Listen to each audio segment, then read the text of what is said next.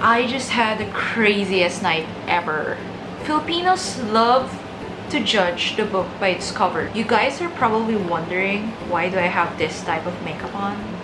It is because I have to act for a group presentation, well, a reporting thing. I did this makeup while I was on my way to school. I was going to be late for my class. I thought maybe if I did my makeup for the report, I would be okay when I get there, and I only have to trouble about my script and stuff. After I had this makeup on, people were staring at me like, alam mo na mga Pilipino na kapag may nakita silang kakaiba, titingnan ka nila, gano'n.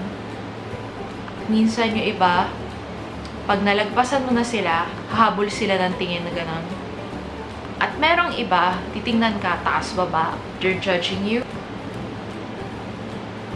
Yung iba, pag may kasama pa sila, nakatingin sa'yo gano'n, pagdaan mo, at pag nandun na sila sa likod mo, sasabihin nila sa kasama nila kung gaano ka-weird. Nakakaranas ako ng gano'n kasi may kulay buhok ko. Ayan na. Pero ngayon, like, mas malupet yung naranasan ko kasi nakatingin lahat sa akin dahil sa makeup ko. I'm like, okay, go ahead. So, umuwi ako nakaganito. I think it looks cool and it would be a waste if I would remove it. Bakit ang mga Filipinos tingin nila na ang ugaling ng tao naka-base sa physical appearance?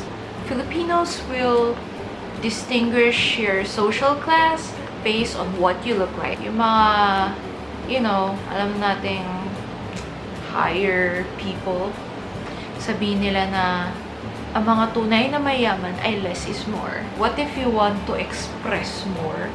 Or what if you don't want to express at all? Yung mga people na, well, hindi naman ganun kayaman. Sasabihin nila sa taong dressy, like, wow, ang dami naman yung pera. Pag nakita sila ng tao, yung mata nila nagkakaroon ng peso sign goggles, ganyan. Uy, yung tao na yun, worth 1 million pesos. Or kaya, uy, tingnan mo yun, parang piso lang siya, pre. Pangit, di ba? Ni-distinguish natin yung social class ng tao based on how they look. Pag hindi ako nagme-makeup at all, at yung tipong losyang outfit ako, yung mga ano na yan, nagbebenta ng kondo, utya, hindi nila ako ino-offeran. Pero pag ako, nakadamit ako, like, parang fashion week or something. Ito yung flyer nila.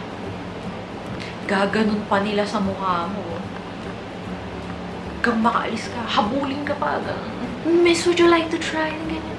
Ganon kalupit. Ano masabi ko, Filipino din ako. And sometimes, napapa-judge din ako ng tao. Pero, hindi naman ako yung tipong full-on na pag ganun yung mukha ng tao, ganun na talaga siya forever. As much as possible, kilalanin ko. Pero hindi rin may iwasan.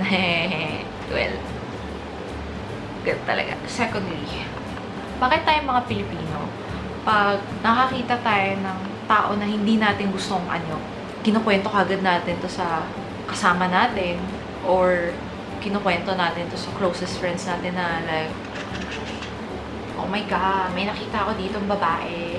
Sobrang pangit. Nansuot niyang t-shirt. Kamukha niya si Voldemort. Sobrang pangunang ilong niya. Ito pa. Bakit tayo mga Pilipino may extra perks? Pag parang foreigner tayo, mukhang foreigner, and most importantly, maputi. I am not saying na morena is bad. Morena is beautiful. Pag parang foreign ka, ang dami mo nakuhang libre. Lahat pwede. Pero hindi natin may iwasan, lalo sa Pilipinas. Speaking of appearance, medyo gusto ko ata ito gawin. Everyday, papasok ako sa school. Kasi ang perks niya, nasosolo ko yung isang side ng bus.